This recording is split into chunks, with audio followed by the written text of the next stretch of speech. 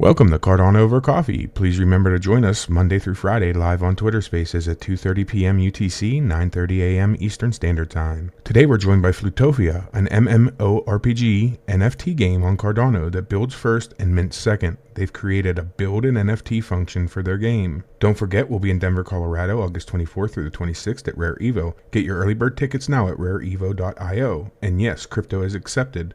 Use discount code COC10 for 10% off the already discounted prices. Grab your Cardano over coffee and let's jump right in. So welcome, Flooftopia. To the emojis, there you go.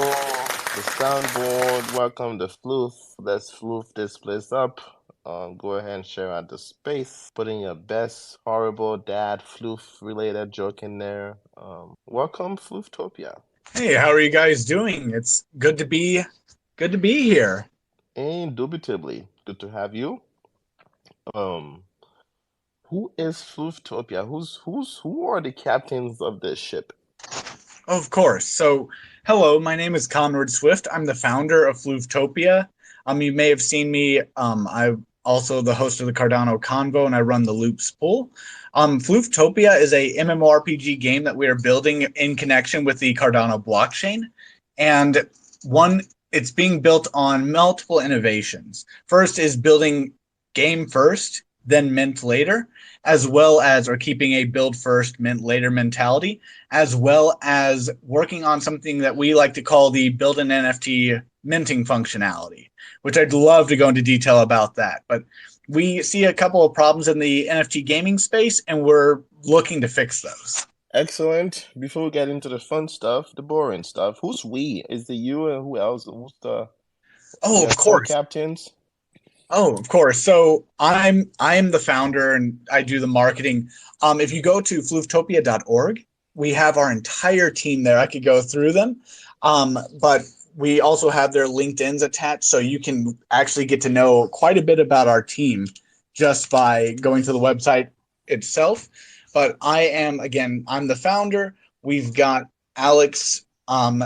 He is our game director. We've got Dirk. We call him Dio. He's our senior software engineer. We have Simon, good. our game. I think just the top really, and part of that too. Then is, you and Alex and Dirk. What did you guys do before Cardano?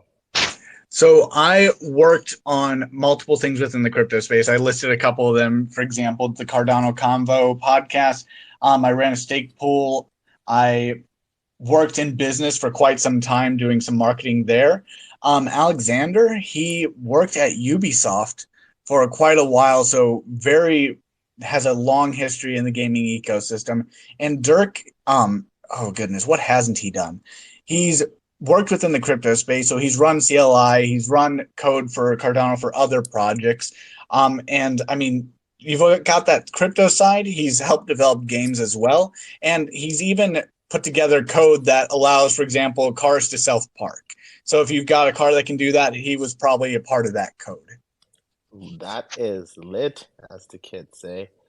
So looking, correct me if I'm wrong, but you look pretty young. Who's the adult in the room? Like, who's the 40-year-old? Say that again. How old do you think I am? Have you never seen him? He's been on CNFT news a couple times. Okay, I've been saying maybe the picture is old. The picture from your team page, I would peg you at late 20s. I thought you were going by his PFP. I was like, Leno, he doesn't look like that. That photo was probably when I was 25. I'm 29. Okay, so not terribly off. Yeah. Okay. I mean, don't judge a book by its cover. Well, no, that's just a question we've been asking lately, of like, is there a season, like someone who's led 2-3 businesses, or like, had business experience that's actually CEO in this thing? Or is this still a bunch of friends trying to get an idea? I mean, it's not one or the other, just to be clear. Of course. It's a mixture because, for example, whilst we don't have, for example, millions of dollars in like funding, because this project right now, up until this point, has been completely self-funded. So we're not, for example, cornucopias right now, where we've gotten some venture capital behind us just yet. But right now, I'm heading the whole thing, and I've worked on companies before, and it's a lot of a learning process. So one of the positives is having gone to school for business gave a lot of insight there. I mean, so I'm not going to say we're not Microsoft, but also we're not like 3 or 4 friends are like, oh, this is a passion project. Let's do this. Right. Where's the company register? Oh, and I can say, Dio has, when we were talking about Dio, he's led 3 companies as well. So that also has helped give that experience too. So whilst I haven't had time to do, for example, 3 companies, we definitely, where experience is lacking, we reach out and get somebody with experience. So where it's registered, Crypto Loops, which the project Flooftopia is under, is registered as a Missouri LLC. Missouri. Well, let's hear about it. What is this Flooftopia thing? You Oh, got of into a little course. bit, but now you can get into more detail. Oh, of course. We'll start with a couple of the innovations, and then we can go into later if you want to ask questions about the game that we're developing. I'm more than happy to talk about that.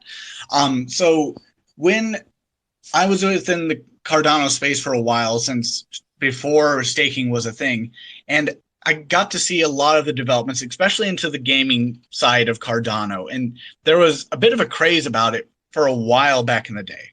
And it's not a bad thing, but I've noticed there's a lot of things lacking, like NFT projects doing, oh, we're going to do 10,000 randomly generated NFTs. And at the beginning, that was fantastic, but it's become kind of tired. And so, and especially if you're doing it for a gaming project, it's like, well, isn't the idea that you get to build your character? Like, not just reach in, grab a character out and go, okay, I'm going to use this, but rather to say, hey, I'm going to like go through a character creation, make my character, and this is what I'm going to use in the game. And so to that end, we went, okay, let's build that, because it doesn't exist yet. We haven't seen it anywhere else in the crypto, like not just on Cardano. It's not on Ethereum. It's not on Binance. No one has built this yet.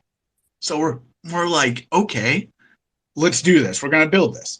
And so we're nearing getting the testnet out for that. And when I'm talking build an NFT, I'm not talking you mint a randomly generated NFT and then you buy other NFTs and burn them together to make it. No, like you will be able to go to flooftopia.org. You'll be able to click mint, and you'll be able to pick, for example, which ears you want, rotate those ears, change the height. You'll be able to rotate the eyes. You'll be able to change the fur color, choose a pattern. Like I'm talking true customization. And then once you have it the way you want it, you'll be able to mint it.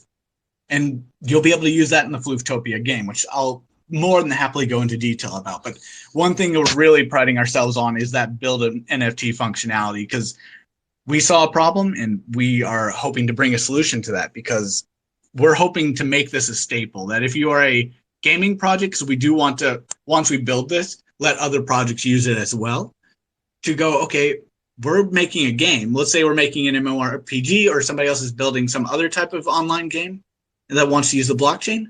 Why not allow your community to build their NFTs, right? Have you had any mints? Because you guys have been around since like 2021 or something like that. We have been building for a while, because building an MMORPG as well as building new tech takes a lot of time. And when it's completely self-funded, we can move only so quickly. But we are in touch with investors right now, so we will be ramping that up. So that's cool. So you never did a mint. So well, like you just building. We only started a mint earlier this month, because as we're working towards the alpha, like closed alpha of the game itself, we were like, well, we want to give people the opportunity to help test it for the closed alpha. And so we have something, the Flooftopia Founders Pass, and it's still currently an ongoing mint. There's going to be a total of 550. 50 of them are given out through community events. For example, when we release the open testnet, we'll be giving some out for those who are testing, finding bugs, things of that nature. And then, of course, there's the 500 that are for sale on JPEG Store. And what does that do? So for the Flooftopia Founder Pass, one of the big things, and probably one of the biggest parts of it, is that it gives access to the closed alpha of Flooftopia. So, for example, if you're one of the 500, or if you have one of the 550 passes, you will have access to the closed alpha of the Flooftopia MMORPG. Beyond that, of course, there's the unique Discord roles and channels. You have direct access to the Flooftopia team members, in-game titles, and/or unique cosmetics within Flooftopia, because, again, we're avoiding pay-to-win. We don't want it to be pay-to-win, but you can have cosmetics. That would be perfectly fine. And one of the big things is, because, for example, within the Flooftopia ecosystem, let's say, as most MMORPGs have, let's say there's a pet system, and there's a green dragon pet that will be used within Flooftopia that you could buy as an NFT. We want to allow people who have the pass to have first access to those, so that, for example, a whale can't just come in, buy up all the green dragon pets, and then sell them at a higher price. We want people who are already within the ecosystem to kind of have first dibs on those. And then we do have a few other benefits, but to save confusion, we haven't released those just yet. Feel free to post some stuff up top. I think the quality of the game, the artwork is really high quality. I think you should definitely show that off. And yeah, I think we're all like pretty happy to hear you haven't really done much of a mint, and you're building a lot beforehand before kind of giving to the consumer. So props to that. Oh, of course. Do you know what I don't see in your light paper? That I was hoping to find. I'm a little disappointed. What is that? The Floof dictionary. Seems like there should be more floofy terms here. But what's the lore? It's funny that you talk about that. We're actually planning to release weekly segments of additional lore, because we've already knocked out the main quest line for the game, as well as side quests as well. Because when developing the the game document, we've covered a lot of those. And we've been so focused on the Build-an-NFT functionality that we haven't focused too much on that. But I agree. We're actually working on a V2 of the light paper with an updated roadmap, as well as more information. While this one's very focused on the game mechanics, the tokenomics, again, we haven't released any Floof token. That's going to be much later on. And for example, we don't even have the Floof NFTs out just yet, because that'll come with the Build-an-NFT functionality. But we do intend on incorporating more lore into the light paper, and actually possibly working on creating a segment on the actual website for the lore. Nice. He wants the Floof terms, so make sure you add that to the Oh, yeah. We've already got one, like, let's Floof and go. We've got that. Okay. Floof it aside, why is there a token? What's with this token business? So with the token, for example, we've got a couple of utility cases in the light paper that we talk about, and it would be solely used within the gaming ecosystem of Flooftopia itself. So the idea is, for example, if you want to pay for an NFT with it, you'd be able to do that. If you're wanting to pay for a cosmetic, you'd be able to do that. There's a lot of utility, and we kind of cover that a bit in the light paper. And I know the first question when people hear token is, well, why? That's why we list that there, because I've seen, and I agree with you, a lot of projects where it's like, we've got a token. And I'm like, why? Why do you have a token? Like, because does it have a real effect? Well, in Flooftopia, it does, because it'll be part of the in-game economy to a certain extent. I think it's funny that people get like, why? I mean, I'll be more interested in knowing what the use is, but why? Because this is crypto. We're supposed to be... Is that why? This is crypto, huh? Yeah, we get Wait. You're burning the token? Tell me about this burning thing. Why are you burning the token? So if you actually scroll down, we also talk about how that can be changed, because we were talking about burning as a possible option. We wanted to leave that in there, but I believe a few lines down we go, this can be changed so that the percentage that would be going to burn could be a redistribution through for example, through to the community. And this could be done, for example, if we make a Flooftopia pool. There's a lot of functionalities that Cardano allows us that may not be like readily available on Binance or Ethereum. So there is some flexibility there, and that's the beauty of while we're developing out certain things, once we get to where we're really laying out the tokenomics, as in it's, for example, the IDO, the ISPO is running, we're really able to go, okay, this is final, this is how this is. And also we're able to take in community feedback. And that's kind of the beautiful thing is in the Discord, people have talked to us about, well, what about, because they actually brought it up with that, well, what if we don't want to do a burn mechanic and we want to just change that? And the beauty is that we can do that. What's up, dear Jenny? Ooh, yeah. Did you guys, didn't you have a Catalyst proposal?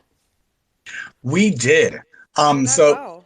we were so close on the first one. It was kind of disappointing. It was one of those, there wasn't enough funds when it got to us, like by, I think like 5K or something. It was a little like, well, that darn, so close.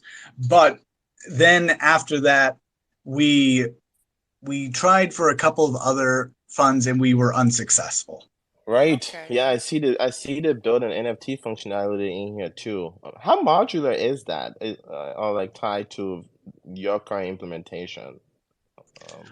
We can customize that to a great extent, like no pun intended.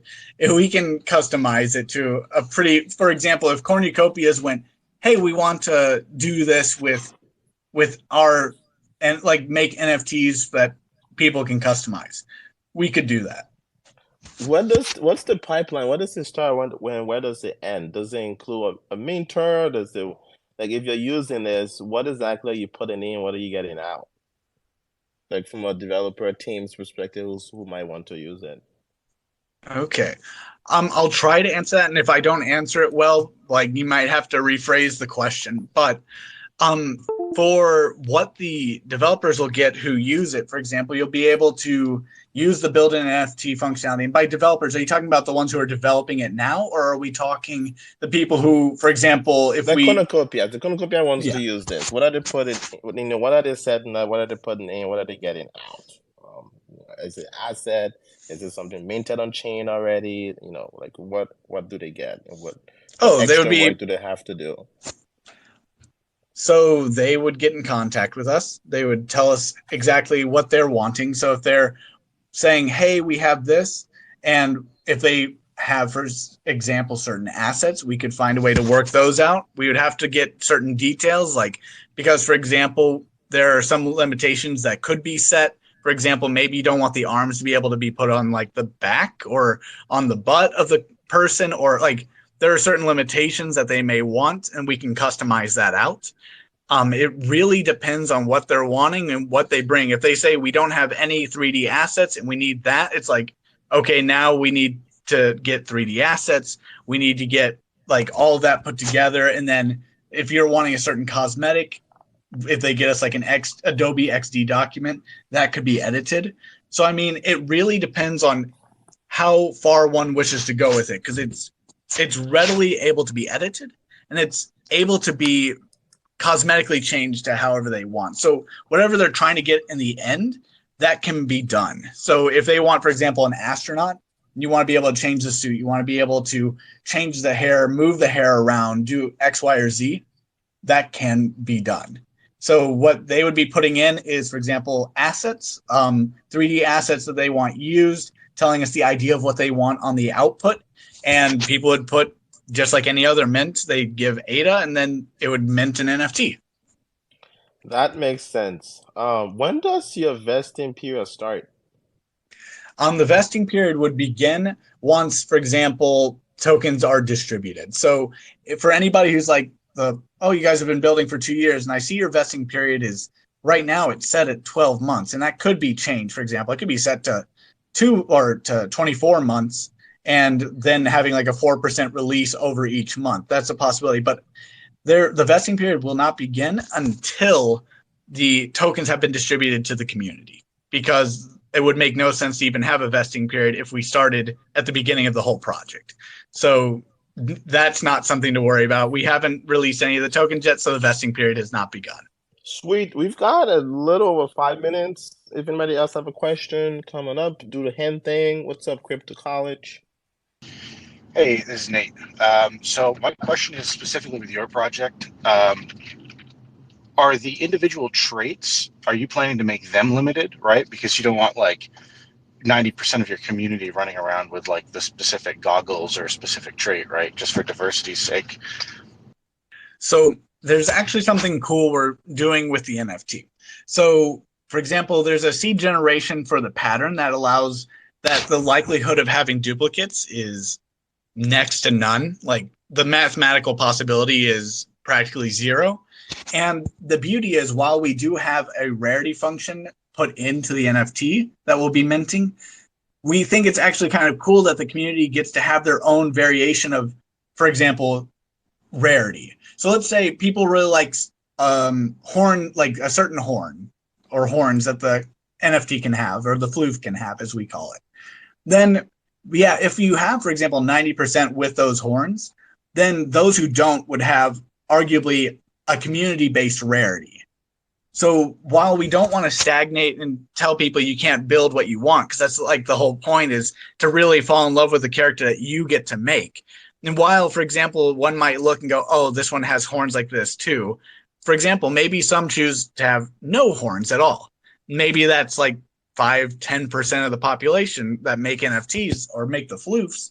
Then you get that lovely community style rarity. So you have our rarity that we built in, but you also get this kind of community built rarity as well. Is there for the I guess I would say the base, is there a limited amount of these Floofs that could be built? So right now, our thoughts is we're trying to have a fair mint, because, for example, with a lot of mints, people run into problem. Like you can see, even with like what's been going on with JPEG Store, some people run into issues when it comes to minting, or some people are at work during when a mint goes on. So either they have to try and find a way to do a break and then make that work. And we've looked into that, and we're thinking, okay, how can we go about it? So we could set a limited quantity. That is one option we've thought about. But what we talk about in the light paper is, okay, how do we set a limit so that you can't have infinite, but you want to allow people who want to make a Floof to make a Floof? And so what we're thinking of doing is doing a time-based mint, which is if you want to make a Floof, you can do that. And maybe you've got 1 week, or maybe you've got 2 weeks to do that. And then after those 2 weeks, generation 1 of Floofs are done. So that could end up with 5,000, that could end up with 1,000. And the beauty of it is anybody who wanted to get in was able to get in. And then maybe in generation 2 and generation 3, we have limited quantities. Because the thing is, we really want anybody who wants a Floof to be able to get in, because that's the whole point of an MMORPG, is we don't want to set a limited quantity, because that's one, and I could go on all day about it for NFT gaming, is they say, well, you need an NFT or you need this to get in. It's like, if you limit your population or the population of your game based upon that, then for an MMO, for example, or especially an MMORPG, you're limiting your player base. So right now, to answer your question, the TLDR is we're planning to do a time-based mint. So you will have like a week, for example, to mint if you're wanting to mint. And if you don't want to mint, you don't have to mint. So who is doing like the business dev, and how many clients have you been able to onboard? How many cornucopias are out This there? is not cornucopias. Oh, for the okay. Given we're still in the testnet phase, we've been in talks with a couple of different projects, but it's a little early to be talking about the functionality, and it's something that once we have the testnet, since we're talking now business side, what we're really wanting to do is get that testnet up and running so that we can show everybody what it is. So instead of saying, oh, if you can build this, we'll do this, it's like, here, how about we show you what we're building? And if you're interested, we can see about making this partnership work. Because one thing we're really looking forward to is, as we said, lending this out to other projects to use and making partnerships. Because one thing we've noticed in the NFT ecosystem is, yeah, there's some partnerships, but I think we can do a lot more with that. We can really bring value to each other's NFTs by taking what we've been building and kind of working together with that, instead of everybody building the same thing 4 or 5 times. If I didn't answer your question, please let me know and I'll answer it No, more that's a descriptively. fair. No, I appreciate that. I think that's a fair response. I'm just trying to understand, like, are you full time on this? Is anyone full time on the project? Oh yeah, I am full time on this project. Like, there's nothing else. I work like part time elsewhere, but this is my full time thing. And how specifically, how long has it been since when you started this kind of journey? Because you founded it, right? So I did. So with Flooftopia, it took a little bit of time to get Steam going, getting everybody kind of onboarded. So, I mean, we technically CryptoLoop started in 2021. Flooftopia, the idea was born in late 2021. So we've been working on this, and the problem is doing build first, then mint later means that a lot of work kind of builds on itself and isn't public until the end product. So we've been building on it since, again, to answer your question, late 2021. awesome. Well, thanks for coming on the show. Definitely sounds like you have a lot on your plate, but you have kind of a strategy, which is great. So I'm curious to learn more as your company grows, and maybe you can come back on the show and there's other updates, and we'd love to hear from you again. Oh, of course. Once we have the Build-an-NFT functionality live, I'd be more than happy to jump on, answer all the questions that there will be. And when we have... Okay, let me just interject here. This Build-an-NFT functionality, I feel like that should be a Floof word, but carry on. What would you That's all title it? Glido cares about is the Floof and Floof NFT. terms. Floof and NFT. Build a Floof is... I mean, we could do build a Floof. That's something we thought about, but that might be too close to, like, Build-A-Bear. So Oh my gosh. yeah, so... No, yeah. own it. Own it. Just call it floofing. Next time you come, next time you come to the show, we'll change the I name mean, to wouldn't Cardano it over be cool Floofies. if you saw your Yeah. name being used as a brand? Like, does your project support floofing? Like the NFT DGen Proof still of asking floofing. Proof of Floof. Proof of Floof. Oh my god, Play- it has to be the proof of Floof. Play to Floof. that? That's all the time we have today.